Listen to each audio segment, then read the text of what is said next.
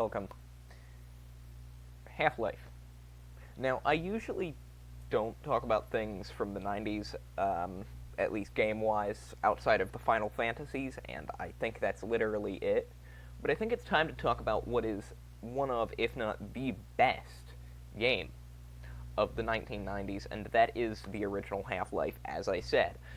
The original Half-Life, it was Valve's first game, and, holy shit, it's incredible. To have this as the first game made by a studio, that is incredible. Um, I mean, Half-Life 1 definitely has its flaws that obviously will come with age. I mean, the game came out in 1998. I'll never forget it. Um, but, like, really looking at that and then comparing it to other classic 90s games, it's a standout game because it really innovated the first-person shooter genre alongside things like Quake.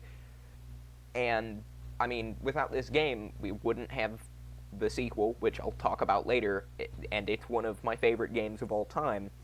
We wouldn't have the modern FPS genre. So Half-Life 1 is a very influential game that tells the story of Gordon Freeman, not to be confused with Morgan Freeman, the guy whose voice everybody loves to hear, including myself. Um, so, Gordon Freeman works at a funny science place called Black Mesa, and accidentally unleashes aliens. This sucks, but it's overall a great game.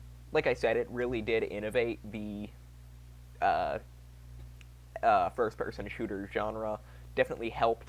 I mean, without Half-Life, the way that I see it, we would not have, as I said, we wouldn't have modern first-person shooter games. We wouldn't have Call of Duty or Halo or anything like that, because Half-Life is the basis for the modern FPS game.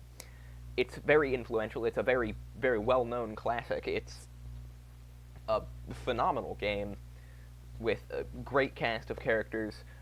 Gordon Freeman is one of, if not the best, silent protagonist in gaming. Um, Valve really did just put so much work and effort into the original Half-Life, and that is just something that has to be appreciated. Um, it did have spin-offs, it did have a sequel, technically multiple, but Half-Life 1 is still just a classic and is easily in my top 50 favorite games ever made. It's got a pretty good story. It's got fun gameplay, which is very important. It's a wonderful game. It's well made.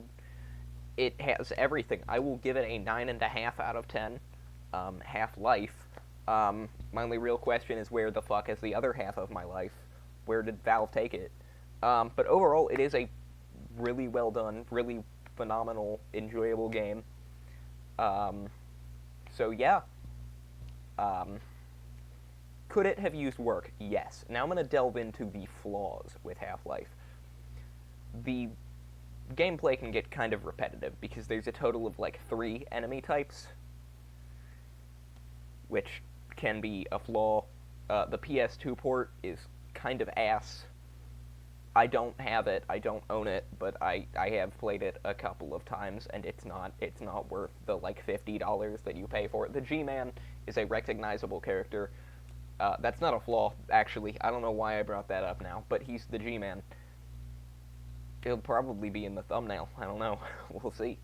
But yeah, overall, this is a very good, influential game. It has flaws. It has errors. Some of the gameplay doesn't hold up as well as it like other games of this era. Like, never mind. It's one of the best games of the era. Actually, the best game of the 90s. I'll call it that. Um, yeah.